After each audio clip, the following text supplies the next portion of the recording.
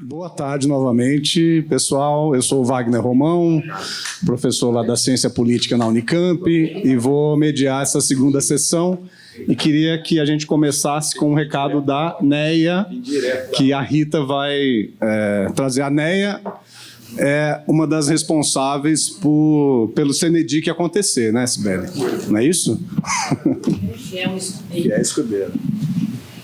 Bom, Neia é fiel escudeira do CNEDIC, foi fiel escudeira do meu pai por muitos e muitos anos e mandou um recado para ele hoje e para a gente. Caro Chico, hoje fiquei aqui cuidando do jardim onde parte de suas cinzas foram postas. A primavera aqueceu tudo e as orquídeas floresceram. Coloriram o conjunto didático para recepcionar os estudantes que retornaram de mais uma greve que lhe deixaria orgulhoso. Também os pássaros cantaram todo o dia, multiplicando-se nos seus ninhos, seguem apostando na vida e na liberdade. Você iria adorar esse cantinho, com bancos, palmeiras e árvores com cantos de sabiás, bem-te-vis e até mesmo os tucanos fizeram uma morada por aqui. Você acredita? Olha só, eu não fui para o Maria Antônia hoje, você me desculpe, mas além de velha, estou ranzinza, agreste e turrona. A Maria Antônia é longe do campus e sei que você preferiria ficar aqui na sala 14. Então, fiquei com os estudantes e colegas trabalhando. E até cantei um parabéns para você, Chico. Você faria hoje seus 90 anos. Confesso que sinto muita saudade. Mas quando ela aperta, mesmo, eu como um chocolate. No mais, apareça para nos dizer como andam as coisas nesse outro universo aí. Grande abraço, meu amigo Lucinéia Almeida.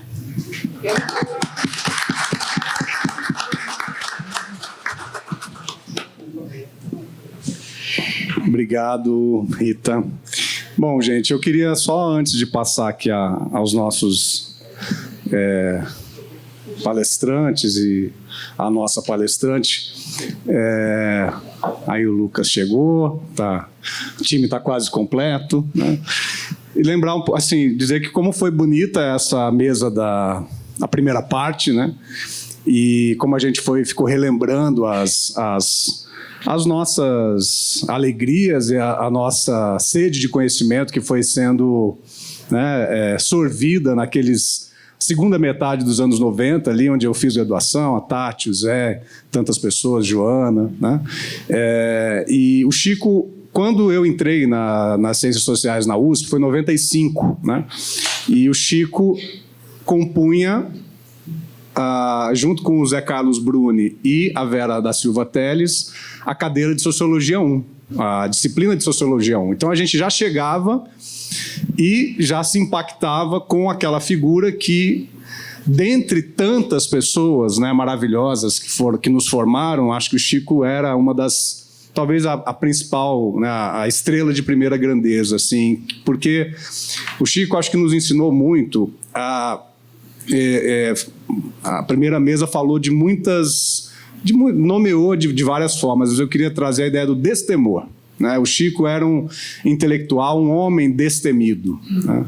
E acho que isso, a Cibele, quando propôs o Tarefa da Crítica, né, ela conseguiu sintetizar muito bem. Né? E eu tive a sorte de poder, né, naquele momento, naquele ano de 2002, 2003, assessorava o Nabil Bonduque na Câmara, né, e fazia mestrado lá na Sociologia, e tive a oportunidade de organizar, junto com a Cibele, o Francisco de Oliveira, a Tarefa da Crítica, que foi, ainda é um dos marcos aí da nossa contribuição para para ciências sociais, para tentar interpretar o Brasil, para tentar entender o Brasil, né? Então, o Chico era e é uma grande referência para nós, nesse sentido de que nós, enquanto acadêmicos, intelectuais e militantes, nunca esqueçamos da nossa tarefa da crítica e do nosso destemor enquanto pessoas humanas, né? E a gente tem que enfrentar esse mundo, afinal, de peito aberto e se arriscar mesmo, né?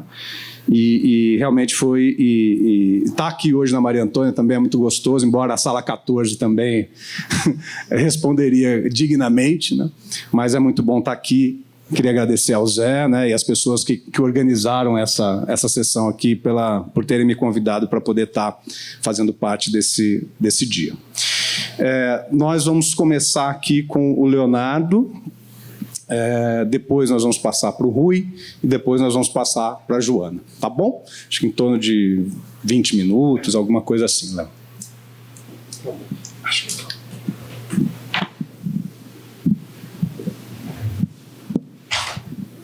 Bem, em primeiro lugar, agradecer a organização desse evento.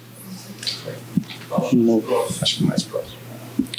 Agradecer a organização desse evento, dessa homenagem ao Chico de Oliveira.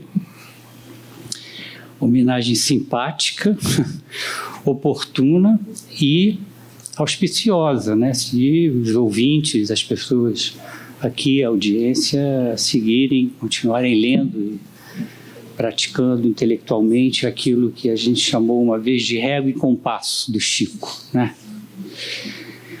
Muito bem, tendo dito isso, eu preparei uma muito breve apresentação aqui, uma exposição,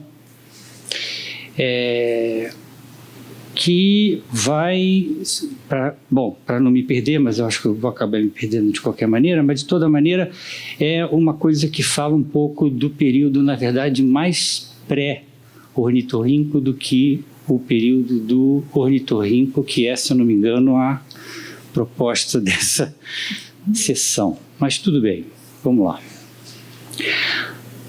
O diagnóstico do ornitorrinco é o vaticínio da transformação ou metamorfose da esperança na transição democrática pós-ditadura, em que o que vai ser chamado depois pelo autor, naquilo que vai ser chamado depois pelo autor de totalitarismo neoliberal, ou seja, o governo FHC e o mergulho consequente no neoliberalismo.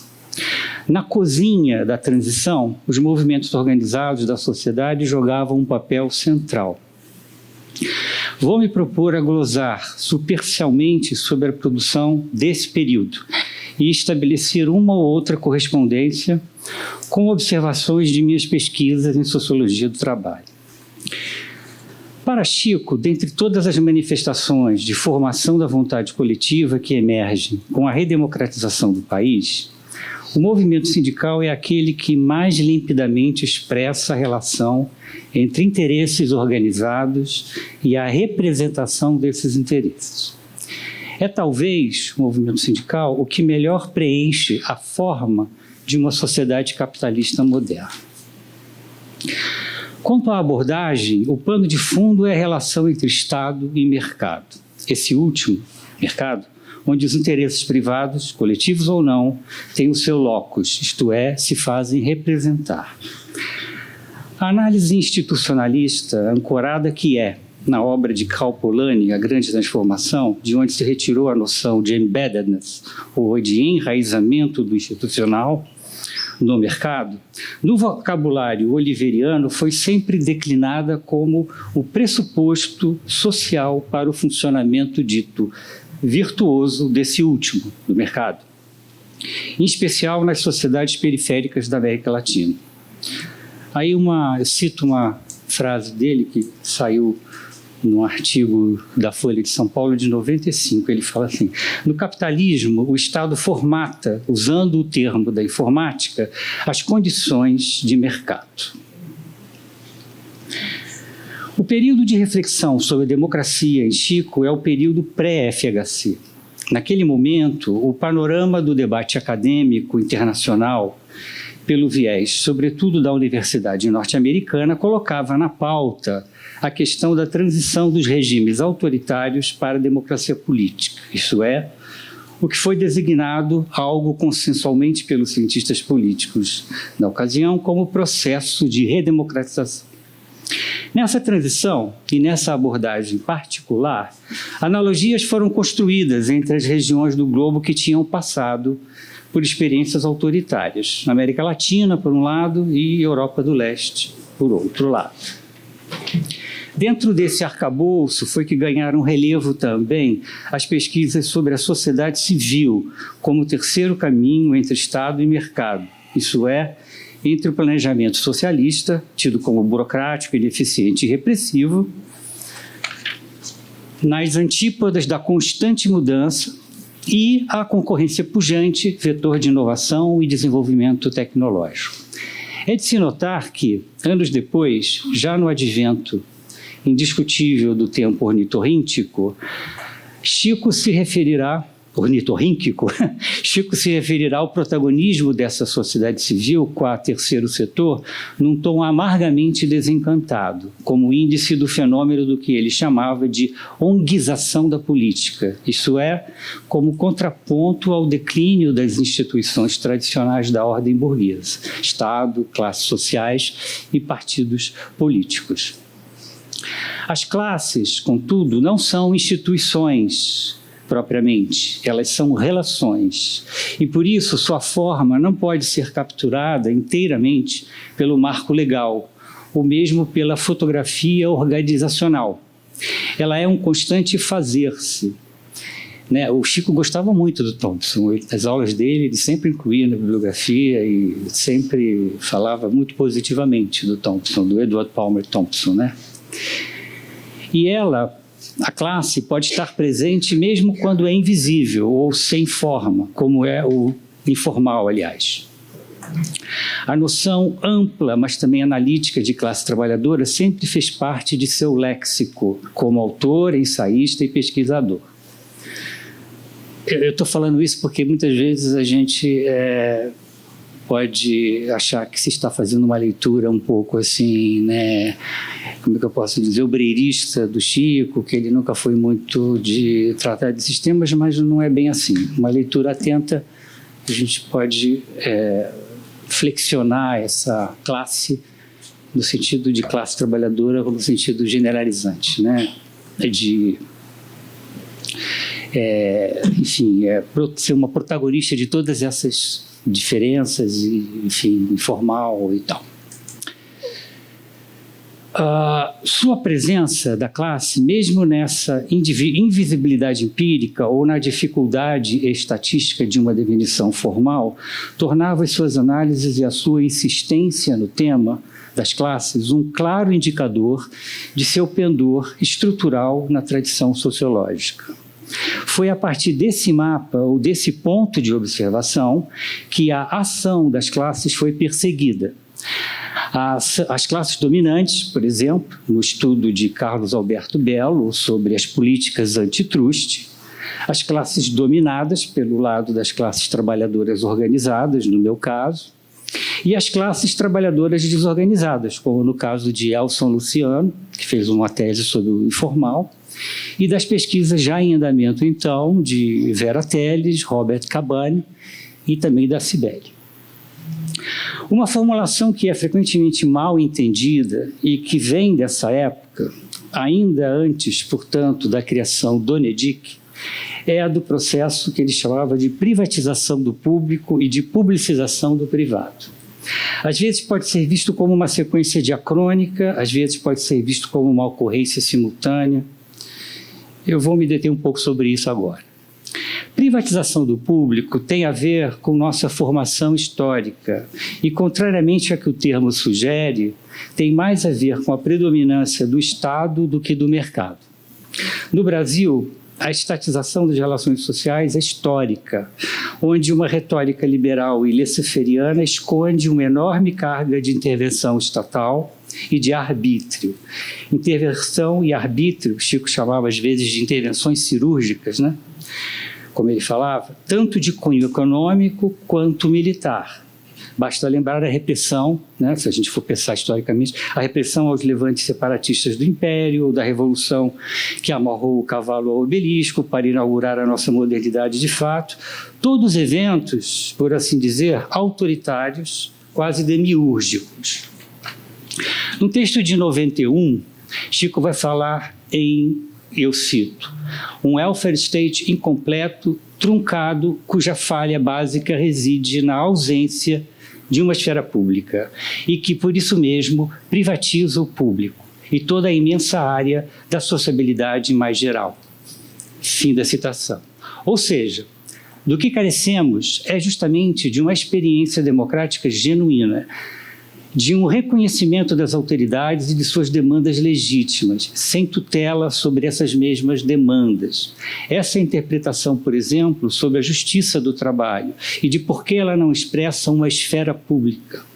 Ela definia quais os segmentos da força de trabalho deviam ser protegidos, por exemplo, deixando outros de fora.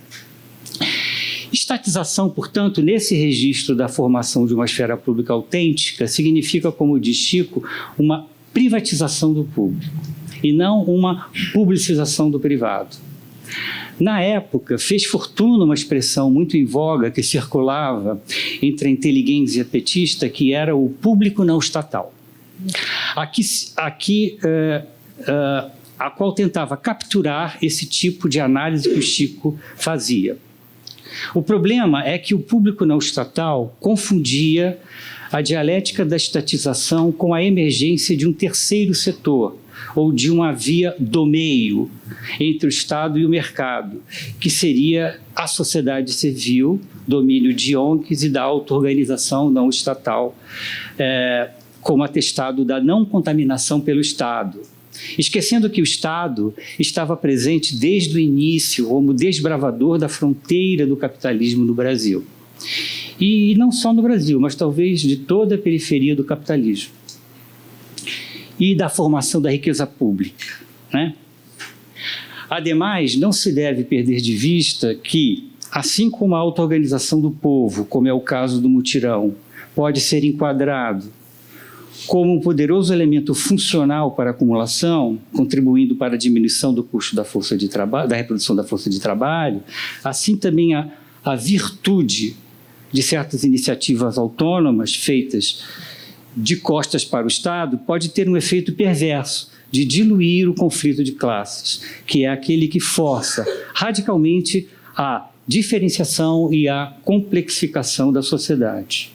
Nesse ponto, o do caráter revolucionário do salariato, nosso autor retoma uma intuição de Florestan Fernandes e que também está presente de uma forma mais atenuada em Celso Furtado, quando esse último enfatizava o caráter modernizador do sindicalismo do país. Portanto, o diagnóstico da patologia brasileira não era a da esfera pública não estatal, ou do público não estatal, mas a do Estado sem a esfera pública, isto é, sem o reconhecimento dos interesses das classes, os quais são justamente postos, é a linguagem que o Chico usava muito, né? Postos, sem nenhuma obrigação de postular o todo desde o início. Isso pode ser meio complicado e meio filosófico, mas se vocês quiserem depois eu explico melhor o que se quer dizer por isso, até mesmo empiricamente. A pureza utilitarista do sonho liberal nunca chegou propriamente a se configurar como plausível na sociabilidade periférica. O desenvolvimentismo varguista e depois populista é uma expressão desse caminho. A ditadura civil-militar depois confirmou isso. Tomemos a questão da dificuldade da negociação coletiva entre capital e trabalho, base das relações industriais modernas do capitalismo. Tome-se o exemplo da estratégia bifronte do empresariado esclarecido e cosmopolita em dividir a negociação salarial da negociação social da empresa. Responsabilidade social corporativa, sim, mas sem colocar na pauta a esfera da necessidade, isto é, o salário e os benefícios. Ou, num caso que é o que eu tenho estudado mais recentemente, os acordos marco globais. Sim, esses podem, mas sem se ater às políticas de organização do trabalho e distribuição dos lucros entre os empregados de diferentes filiais do grupo. Ainda um assunto dito privado por esses mesmos atores, do caso dos empresários, né? O que lembra a permanência indestrutível da noção de valor como um direito privado, jamais passível de uma tematização que escape da autoridade do seu proprietário. Por outro lado, o longo movimento de publicização do privado tem o protagonismo histórico das centrais sindicais e das federações de diferentes centrais, que procuraram intrometer os assuntos públicos, né? Por exemplo, participação dos lucros, banco de horas, emprego, introdução de novas tecnologias no processo de trabalho, etc. Nas negociações que eram então concebidas para permanecer privadas, sem capacidade de generalização. É nessa linha de expansão e de publicização das lutas de classe que devemos entender iniciativas, e aí eu já estou falando de um cenário mais contemporâneo, iniciativas tais como, já nos dias atuais, os macrosetores que a CUT está organizando, o Inovar Alto da indústria automobilística, sobre os destinos da economia e da sociedade, pode-se oxigenar, vivificar a prática da participação cidadã, nas esferas que se abriram para a democratização e a desburocratização, com a crítica ao autoritarismo e a visão da opressão pela mão pesada do Estado que inibe a iniciativa privada. As ações propositivas do movimento sindical foram e são uma potente fonte de regulação pública das relações capitalistas, as quais envolvem discussões sobre o investimento, os impostos e contribuições, as localizações e deslocalizações produtivas e por aí vai. A publicização do privado tem a ver com a expansão das regras da relação salarial para fora do espaço privado, de uma empresa, para generalizar-se para o conjunto de um setor da economia. Essa tendência, que é parte da era das invenções, foi fortemente confrontada com a tendência flexibilizante do neoliberalismo que aportou na periferia e no Brasil pela mesma época em que a mesma era das invenções estava desabrochando. É nesse contrapé que nos vimos enredados. Aqui eu falo no plural para falar do Senedic, né, do nosso grupo. E foi a partir dele que pensamos e partimos a campo com Chico na cabeça. Era isso que eu queria passar e falar. Muito obrigado. Obrigado, Leonardo.